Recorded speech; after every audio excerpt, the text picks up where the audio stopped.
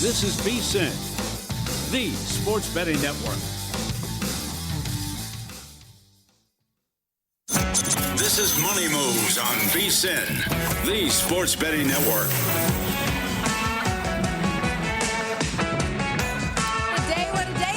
Continues to Super Bowl 60 as we welcome you into this Tuesday edition of Money Moves, VSiN, the Sports Betting Network, Sirius XM Channel 158, iHeartRadio, YouTube TV, wherever you're watching or listening. Thanks for hanging out with us. I'm Stormy Buonantony, live from downtown Las Vegas, Circa Resort and Casino, alongside JVT, who is on the road out there in San Francisco, handling business for us, getting all of the key clutch interviews and meeting up with people out there at Media Row. How are you doing? Did you go to opening night last night? What's the latest?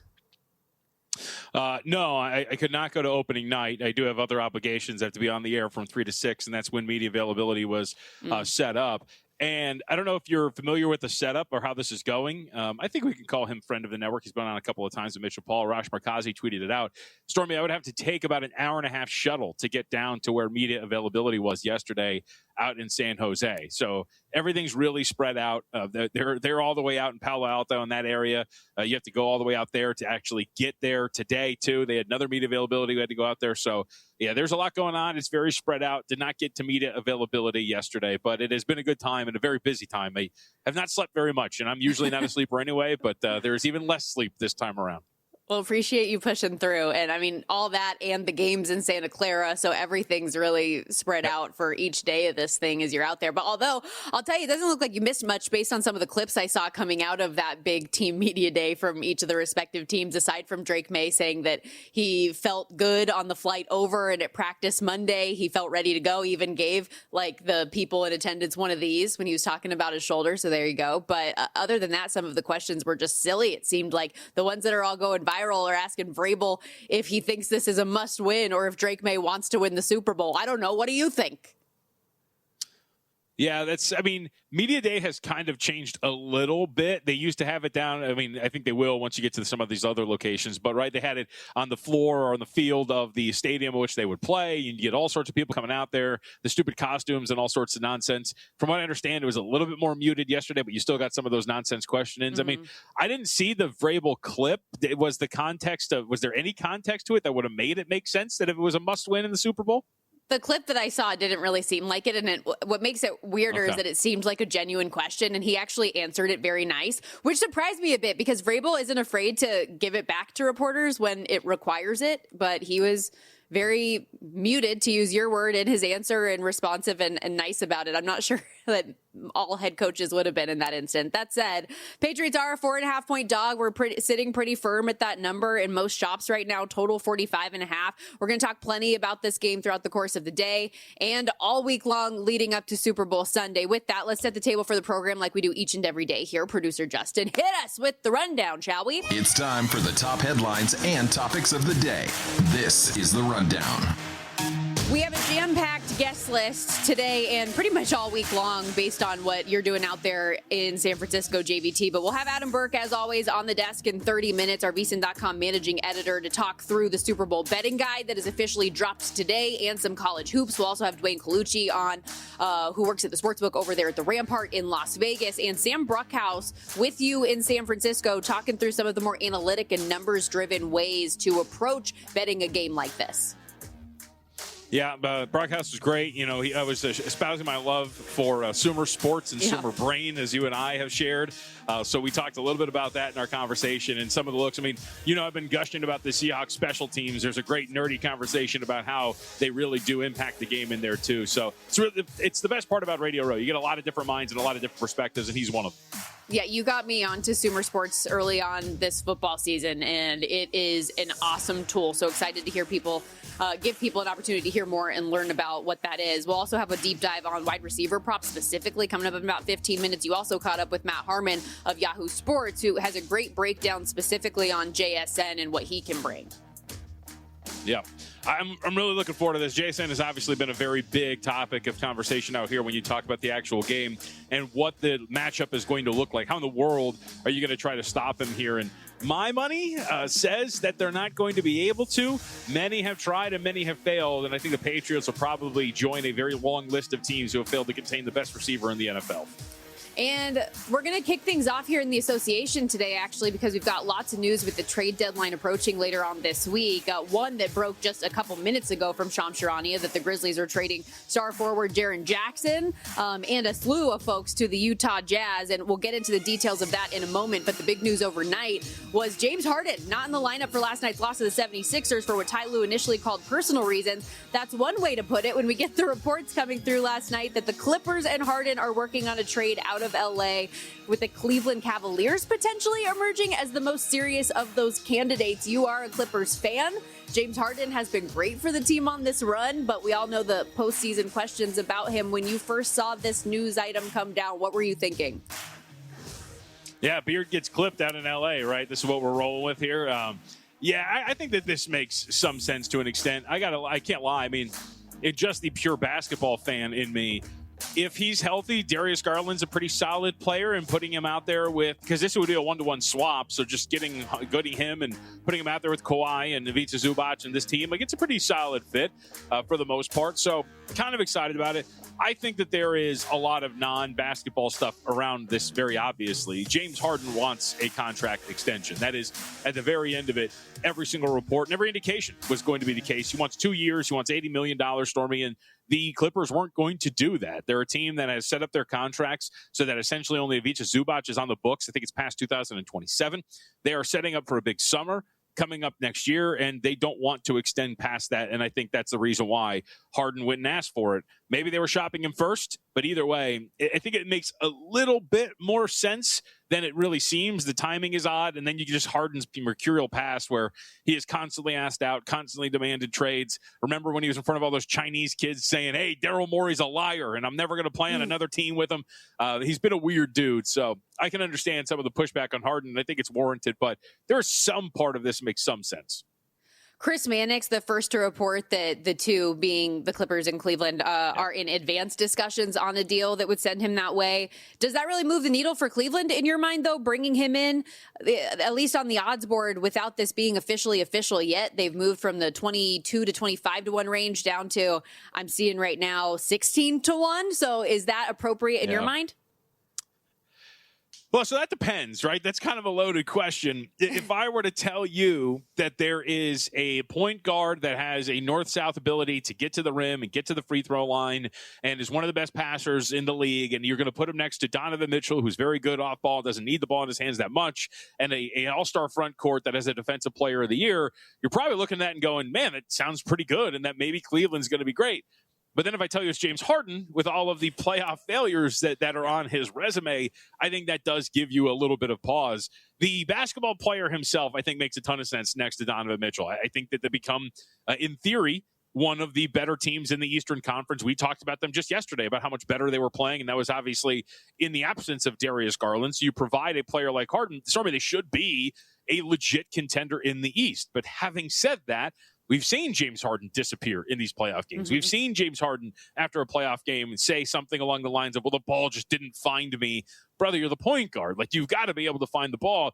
So I would say, in theory, yes, it makes them a threat to win the East. In practice, are we going to see a different version of James Harden in the postseason?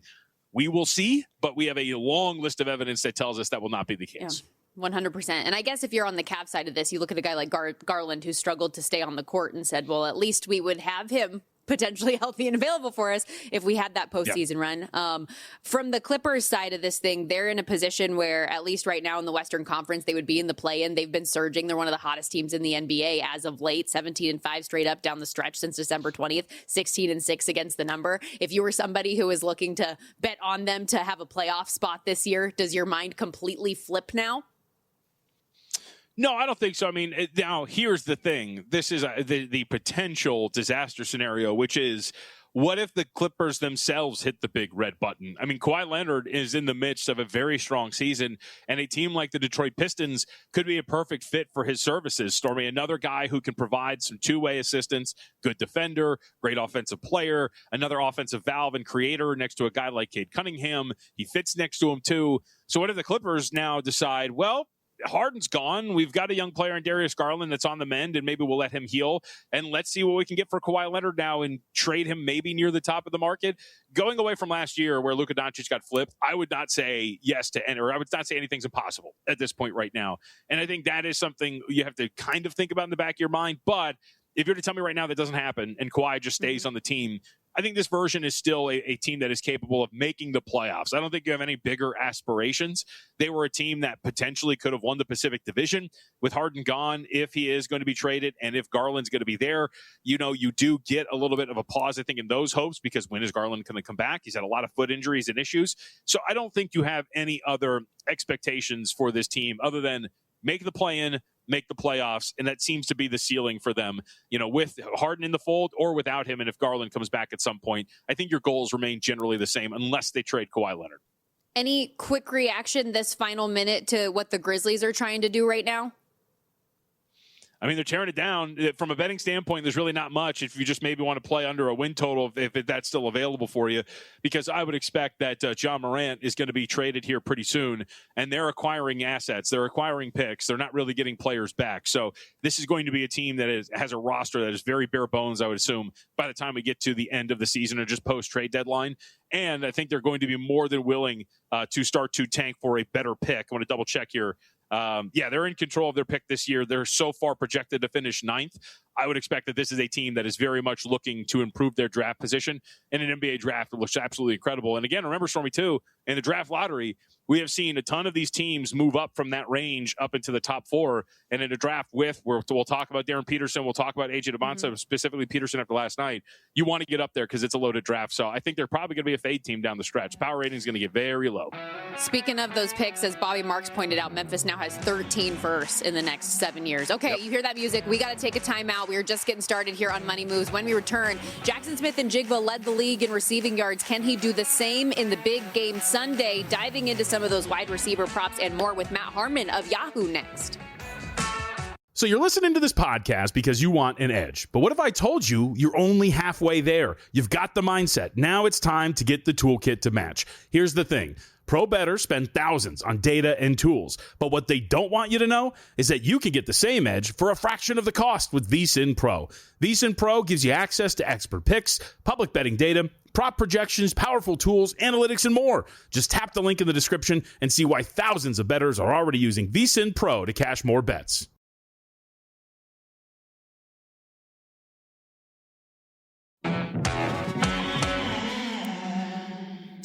You're watching Money Moves here on VSiN, the sports betting network.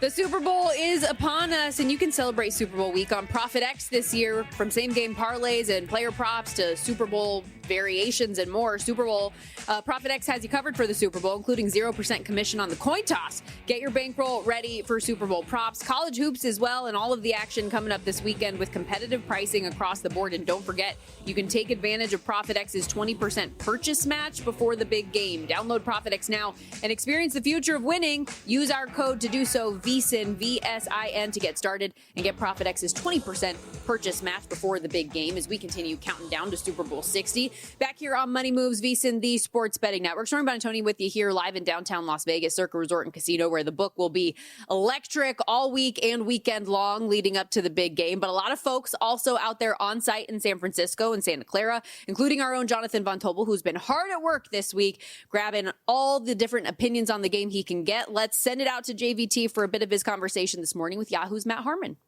All right, bright and early from Radio Row out here in San Francisco. Now looking forward to, I will say, the first guest of our trip out here, Matt Harmon, out of Yahoo Sports. Yeah, you're the first. Wow, so, I'm honored. Yeah, appreciate you coming down. So let's just start with just the basics. Sure.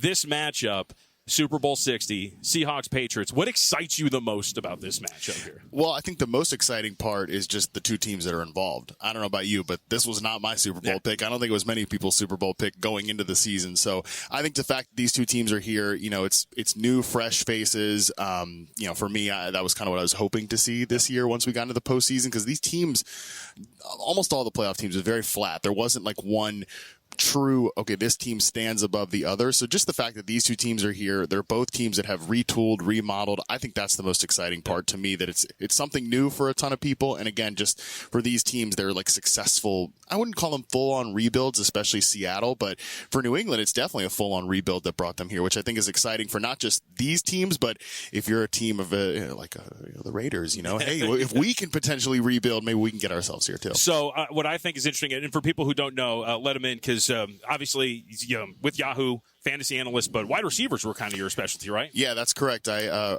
run a business called Reception Perception, where I go and I chart every single route a wide receiver runs over an 8-game sample, trying to really get the best, distill just exactly what this player does. Because, you guys know this, every wide receiver is not the same player, the same bucket of guys. So really trying to find where they win, what role they best fit in, and what they do well individually, isolated away from quarterback, trying to take out those outside variables. All right, so what in the world is Jackson Smith-Njigba? He's awesome. He is if you have a guy that you think is a slot-only player, and you think there's more to his game, he is a guy that I think is the benchmark now for what that takes. Because he was a player in his first 2 years, even last season when he kind of had a breakout year.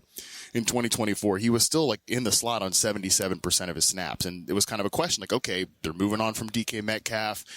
They're bringing in Cooper Kupp. How do these guys, their roles align? And to me, I always saw him as a guy that showed the flashes of a player that could win outside and beat man coverage. And, from a prospect standpoint, back at Ohio State, he has 75% success rate versus man coverage and reception perception in his second season when he had that breakout year. It's right around the same kind of benchmark there. So I thought he was a guy that could translate to that outside role. It's what we've seen here. Now, Kubiak, who's likely going to become the Raiders' next head coach, he did a great job weaponizing him, especially in the postseason. But he's one of these guys that I think is kind of what you want out of a wide receiver one in today's game, where he can play multiple positions, but the benchmark of his game is still being able to win outside and being a dominant route runner against man coverage. So I want to get to the Raiders' perspective of this in a second, getting Kubiak and maybe how he uses his receivers, because what sticks out in my mind, the NFC Championship game, that play where they get the touchdown, where he lines them up in the backfield, totally. That was such a sick design. Yeah. So if you're New England, what is this scheme? How do you do this? Us simpletons go, just throw double coverage at him. Yeah. But it's never that simple. Yeah, it's never that simple. And for a guy like him,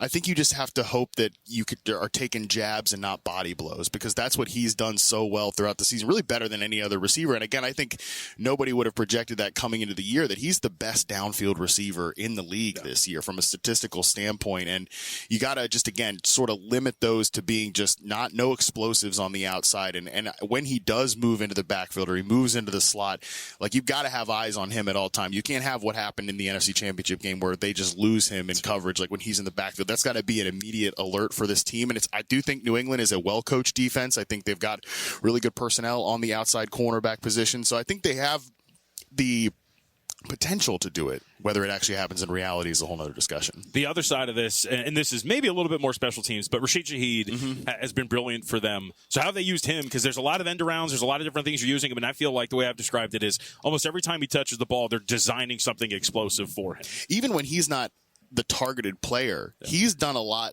and obviously doing fantasy content, when he gets traded to the Raiders, it's okay, well, how many targets is he going to get per week? How often is he going to be on the field? And my contention with him is that when he's on the field, he's a valuable player even when he's not getting the football. And you saw this some of the times in the NFC Championship game where he's that clear out player and just moving space to create for Jackson Smith-Njigba. So he's another guy that he might have a big player too, but his impact will be felt even when he doesn't get the ball, which I know isn't the most exciting thing in the world to sell, but it matters a lot for a team like Seattle that wants to create these mismatches for their wide receiver one. And he's the guy that is going into free agency this year, potentially, depending on what Seattle wants to do with that contract. So he's definitely someone to watch in this game. Really appreciate that insight from Matt Harmon, football writer, analyst for Yahoo Sports, as he mentioned, creator of Reception Perception. And JVT, where do you want to go first? You want to go down the JSN road or the Rashid Shaheed from a prop standpoint? Yeah, I think JSN is probably the way to go. Shaheed's going to be an interesting cat, like we talked about. Impact felt in many different ways. Rushing yards, maybe receptions, longest reception, special teams. But I think for JSN, he's going to have a lot of inflated numbers, Stormy, but it's hard to make a case for an under considering where he's at with his production right now. Yeah, in that vein, he is minus 180 to have the most receiving yards for the game from this standpoint. His receiving yards prop, just in terms of what the total number is at, been bet up to 94.5 already. The receptions at 6.5, minus 142 to the over on that. We saw, at least in the NFC title game, where he goes off for 153 yards, second most in a playoff game in Seahawks history. 115 of those receiving yards were in the first half. And so you look at some of these first quarter, first half numbers. Could that potentially be an angle to get involved with JSN? Are we looking at some of these longest reception type props based on some of the stuff that we just heard from Matt about the downfield passing game, that we know he and Sam Darnold have that connection? They, in terms of quarterback receiver duos, led the league this year in completions and yards on throws of 20 plus yards downfield. Do you think the Patriots have the bodies to match up with him in that area, or are those bettable markets? So I kind of liked the first quarter under his receiving yards. So I think because there's a different ways you can look at this, right? It's all right if you get and Mike McDonald, I think conservative it has a negative connotation to it, but I think they are generally a conservative team. Kubiak wants to run their offense through their ground game, even though Jackson Smith-Njigba has been incredible. And so you could see a scenario in which they win the toss, they defer, so they don't start with the ball. New England comes out, maybe they have a long drive, whatever it is, and then their first drive at the back end, halfway mark of the first quarter, whenever that comes up, they're pretty conservative, Storm, and they try to, all right, run the ball, establish it, eat the clock. Maybe he gets a target or two, and that his production comes a little bit later in the game or as the game goes along. And then you just get the sense of how inflated these are. I thought 20.5 for the first quarter was an interesting number because I think you can make the case for that thing to go under more than over. Mm-hmm. And maybe even too, the first reception, the first catch that comes his way, 12.5 yards. I guess if that's the thought process that you're having, maybe.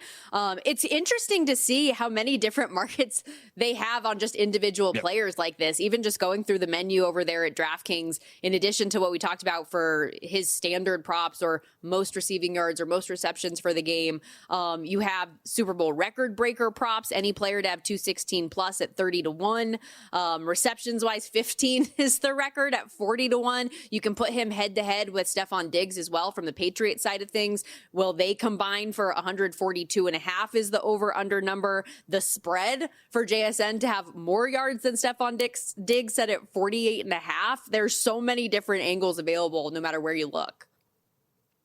Yeah, I mean, this is the best part about the Super Bowl with what you're looking at for both of these teams and just the general markets that are available for you here. I do think he's going to have a pretty big game. You know, I was on with our former colleague Adam Shine earlier today, and we were talking about the receptions and the fact that he's going to get those targets, Stormy. I do think that the market is shaded properly when you're looking at a minus 140-ish price tag on him to go over that number. I mean, how many games have we seen these high targets, high receptions, high totals? I think I'd lean toward playing him over his receptions for the game as a whole, only because you do know the workload's going to be there, and he is going to be moved around to the point where they're going to get him those targets. Whether they're explosive or not is another question, but I do think he's going to get the workload that we need to get him over that number. Also, another market I forgot to bring up, because if you mentioned the first quarter maybe going under, he is the favorite, shortest shot on the board for which quarter he'll have the most receiving yards is actually the second quarter. So there you go. Rashid Shaheed, some of those props were interesting too. You can do most punt return yards head to head with Marcus Jones on the other side. Shaheed, a minus 130 favorite in that market to have either 50 plus receiving yards or 20 plus rush yards at a plus 250 price. Like, there's just endless, the list of things you can go down, which is why we here at VSiN have a VSiN Super Bowl betting guide that officially dropped late last night. VSiN's own Adam Burke is going to join us next to talk through everything you can find in the guide and some bets he already likes for the big game. We'll be right back on Money Moves.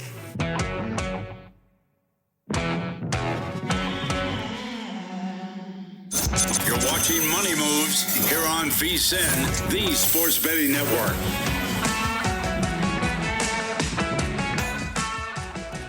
Here on Money Moves, VSiN, the Sports Betting Network, Sirius XM Channel 158. This segment of Money Moves sponsored by Upside. Download the free Upside app and earn real cash back every time you fill up your gas tank. Use promo code SPORTS, SPORTS, for 25 cents back per gallon on your first tank. Check out Upside today. Stormy, Buonantony, Jonathan Von Tobel with you. And JVT, we got a little NBA news. Yes, we do. So this just in. Chicago, Minnesota, and Detroit have agreed to a multi-team deal that has sent Jaden Ivey and Mike Conley Jr. to the Bulls. and Kevin Huerter and Dario Saric to the Pistons.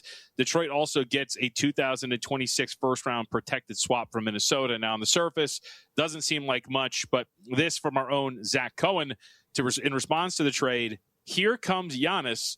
Dumping Conley for Minnesota gets them under the second apron and allows them to aggregate contracts. So maybe keep that in mind, that Giannis Antetokounmpo, not a Golden State Warrior, but maybe a Minnesota Timberwolf. We will see what happens. Yeah, and I did see the report from Sean Sharani earlier this morning that as the Bucks continue to sift through offers, the Knicks, Warriors, Timberwolves, and Heat, at least the teams so far that have put the most attractive offers on the table. We'll see if anything transpires before the trade deadline later on this week, or if maybe Giannis doesn't get moved until the offseason. That said, it is Super Bowl week, and we've got lots of Super Bowl 60 content and bets to be made and bets to discuss. Excited to have our guy Adam Burke on the desk with us here. Of course, our VSiN.com managing editor puts his heart and soul into all of these guides that we put together throughout the course of the year. And the Super Bowl betting guide officially dropped last night. Yeah, Super Bowl betting guide out. We got MLB betting guide coming up 2 weeks from today. So, we just roll from one thing on to the next over at VSiN.com. But very excited to have the Super Bowl guide out. We got a lot of host participation in terms of best bets, in terms of final score and MVP picks in this year's guide. So the other thing, not only do you get it as part of a VSiN Pro subscription, but also we're offering this guide a la carte. We're starting to do that now with our betting guides. Maybe people just don't want to have another subscription to something, right? We all have 27 streaming services and all that. But you can buy these guides a la carte now over at VSiN.com. So $19.99 for this one for our Super Bowl betting guide. 26 pages worth of best bets, betting trends, Steve Makinen's game simulation, some prop betting tips from me, some MVP betting tips from me. So all kinds of stuff in that guide for you to check out over at VSiN.com. Adam, when it comes to MVP, so what were some of the tips that you had for our audience? Because everybody's going to bet that one for sure. Yeah, everyone's going to bet it for sure. And, look, you got to go back to Super Bowl 32 for the last running back to win Super Bowl MVP. That was Terrell Davis. So, this is one of those things where it's difficult for somebody other than the quarterback to win this award. When you look over the last 9 Super Bowls, 7 quarterbacks, when you look back to when Terrell Davis won it, 18 of the last 27 have been quarterbacks. So I know that people want to, take some of these long shots, want to go out there and maybe put something on a defensive player, or, we've seen a lot of special teams players get some love here for this Super Bowl. It takes a lot for one of those guys to win it, right? And it's even difficult, for wide receivers to win it because the guy who's throwing them the football kind of tends to get, a little bit more of the attention, a little bit more of the love in terms of this award. So, I would caution anybody who wants to take a long shot. Yeah, there's a low percentile outcome that a long shot wins, maybe a mid percentile outcome that somebody in the 15, 20, 25 to 1 range, something like that wins it. But this is very much a quarterback driven award. So even though this game, the total's coming down, you don't really have the proven quarterbacks. So we've had Tom Brady and Patrick Mahomes over the last few years. I still lean towards a quarterback probably winning this, whoever wins the game. Yeah, I liked how you wrote in the article MVP, yes, most valuable player, but also most valuable position based on the way that the quarterback, it's just been so important, and historically it all bears out that quarterback is the way to go. And I think that's a big conversation piece every year when we go into the Super Bowl, and rightfully so. But this year in particular, with how narrative driven things have been with Sam Darnold and the step that he's taken in his career, Drake May also being as young as he is, but having an MVP caliber type season, I think it makes a lot of sense just from the money line disparity to what you're getting in the market to take a play on the quarterback if you have a firm opinion on which team's going to win. Yeah, and especially when you think about Drake May, his ability to run is also going to give him the opportunity to maybe score a couple of short yardage touchdowns on the ground, stuff like that. So it's not like he has to go out there and light it up from a passing standpoint in terms of his stat line, because if he's able to go out there and run the ball, have a touchdown, maybe have 50 or 60 yards rushing, something like that, to go with roughly 200-ish passing yards and a touchdown, like all of a sudden, he very much comes into that conversation, especially if New England were to win the game. I realize Jackson Smith-Njigba is such a high-volume player for Seattle. He is the type of wide receiver that can win this award, kind of like Cooper Kupp did in the Rams Super Bowl a few years ago. So I get that one. But again, if you're looking down the board, it's very tough, right? Sam Darnold, does he take care of the football? If he does, a defensive player is not going to win this. Drake May does take good care of the football. Hard for a Seahawks defensive player to win it. So as exciting as this market is and as enticing as some of these prices are, there's a lot of guys you can draw a line through very, very early when you're handicapping this market. Adam, in the guide, you had a very good article about prop betting, not just some best bets, but just how to handle prop betting. What would you say some of your best tips are as part of it that people are going to find in there?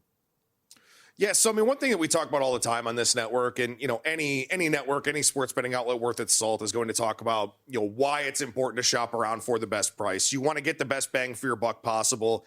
You don't want to take over 84.5 rushing yards for a player when you can get over 81.5.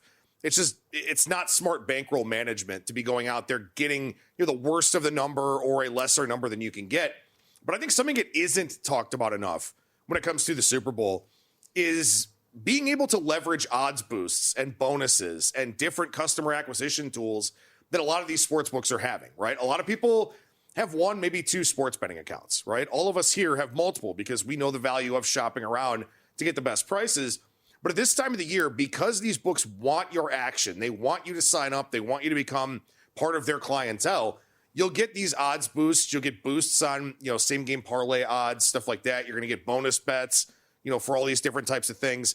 It's not as sweet as it used to be, when legalized sports betting was in its infancy in the United States, but there still are opportunities to go out there and really stretch out, what you can get off of these sports books by signing up. And look, nothing says you have to keep that account, right? If it's going to be a difficult thing for you, if you're going to be, tempted by the fact that you have money at all these different sports books, just withdraw it after the Super Bowl, and just let that account sit dormant. And maybe you can do something with it next year for the Super Bowl once again when you're shopping around. So it is a very, very good time of year, though. It's one of the few times of the year where you can actually maybe get some plus expected value positions out of taking advantage of these odds boosts and bonus bets and stuff like that. So that's something I think people really need to look at over the next few days, trying to leverage that as much as they possibly can. So many great tips in the guide. And again, as Adam said, you get the guide for free if you're a VSiN Pro subscriber. You can also buy the guide a la carte right now for $19.99, VSiN.com/guide or VSiN.com/subscribe. If you do want to join us on a full-time basis, but there's so many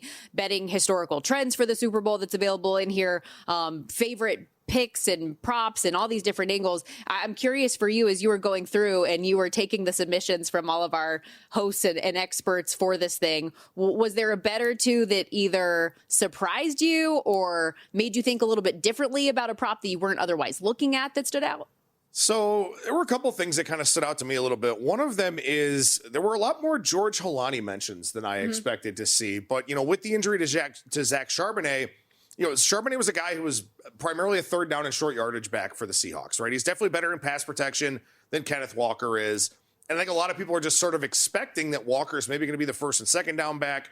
Holani's going to be the third down back. So we saw some, over his rushing and receiving yards props, which I thought was pretty interesting because, I think that Walker in a game like this, maybe you're okay with him being, an every down back. So certainly rooting for those props to come through for everybody because, look, that's what I do. I try to get in the minds of the coordinators, right? And kind of think, okay, where maybe we have some advantages in this game.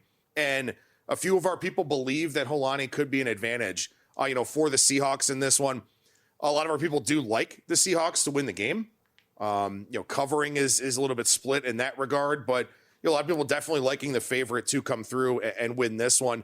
And one other thing that I thought was really interesting about, just kind of going through and looking at this is that, everybody had really solid points to back up their arguments. It wasn't just like, well, I'm taking the Patriots because everybody likes the Seahawks and, everyone's going to lay the money with the Seahawks and all that.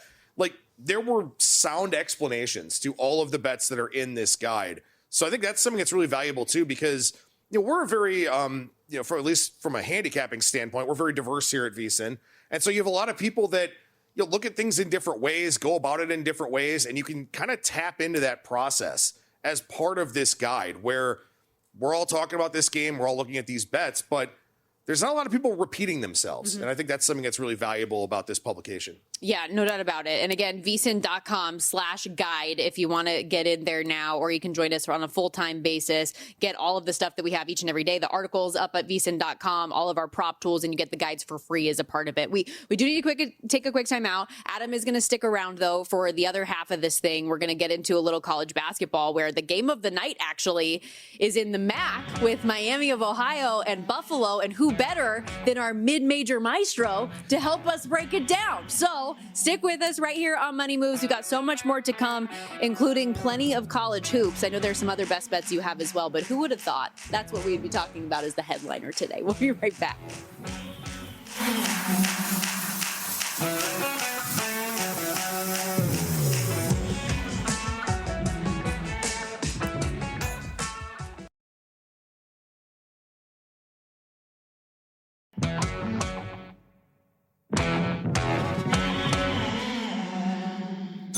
You're watching Money Moves here on VSiN, the sports betting network.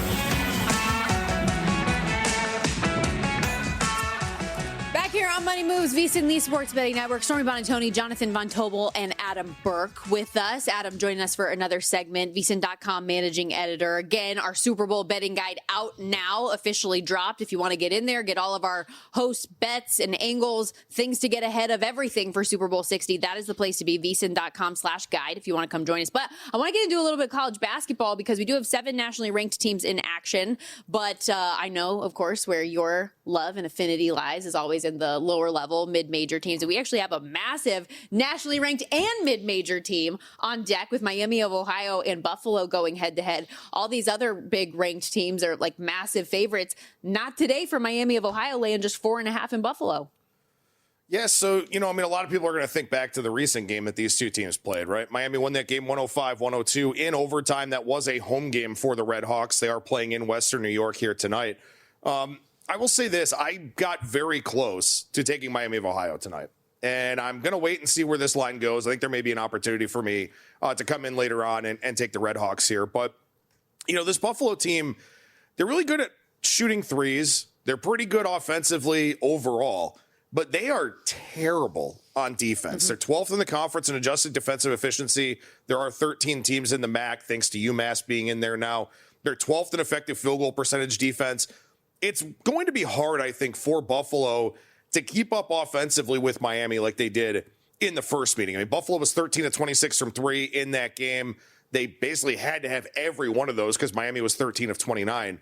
Miami's just a really, really good shooting team. We are starting to see some of their shooting numbers regress a little bit as we move forward here. I lean Red Hawks, but, again, I'm kind of waiting and watching this line and seeing if it trickles down a little bit. I think I probably will be on the Miami side of it here. JVT, I see you smiling. Why? I mean, we're at odds here, Adam. I mean, I feel like situationally, because you're right. I mean, you look at all the defensive metrics, there's no arguing it. Buffalo has been pretty bad in conference play. But Miami has been playing with fire this whole time. All right, congrats. Northern Illinois stinks. You beat the crap out of them. Consecutive overtime games against competent in-conference foes. Kent State, you didn't cover against UMass. I mean, we can go down the list of the times this team has gotten away with murder. There's got to be a point where it extinguishes, correct? And now you have to go on the road against a team that pushed you themselves. All the metrics are there. Buffalo's a pretty good offensive team. I went with the low-hanging fruit here. I think it's a bad spot for Miami to go out on the road and take on the Bulls. So it's the Breaking Bad meme, right? You can't just keep getting away with this, and I'm going to continue to try to do this. Stormy, we got there with UMass last time, so Let's give this one more shot here. See if Buffalo can get inside of this number, maybe pull the upset.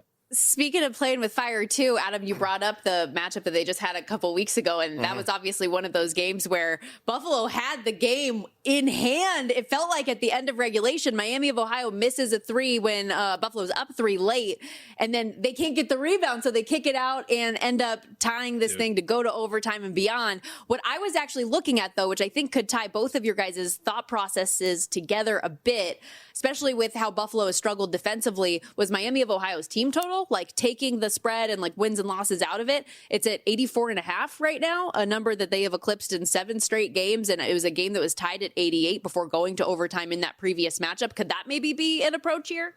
Yeah, I think so. When you look at the first game, Miami was 24 of 31 at the rim, according to Bart Torvik, whereas Buffalo just 14 of 24. And Buffalo also had a lot more mid-range jump shots that they were taking in that game. And that's something that's very important to me. Rim and 3 rate, I've talked about this a lot in terms of college basketball.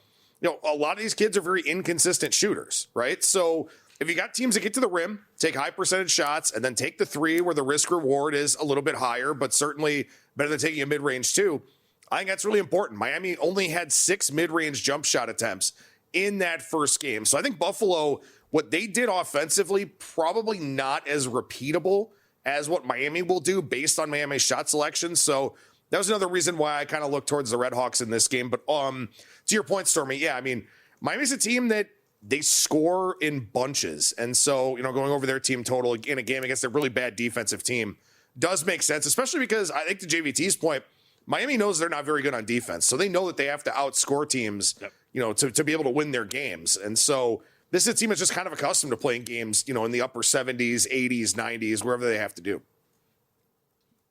All right, let's go to a couple of other games that our maestro has here. I believe the Flames of UIC, they are red hot to keep that going. Does that continue here today? I see what you did there. So I talked about Illinois-Chicago last week on the show. I laid 6.5 with them against Indiana State. They only won by 2. They didn't cover, but they led by as many as 20 in the first half. They were up by 13 with about 6 minutes left to play and were unable to cover the 6.5. But this is a team that since Elijah Crawford came back, they've been much, much better on offense. And Murray State is a team, they score a lot of points too. They're a very, very good offensive team. But defensively, they've had some issues here of late, giving up over 1.2 points per possession in 3 of their last 4 games. UIC is not Belmont offensively, who did a number on Murray State last time out.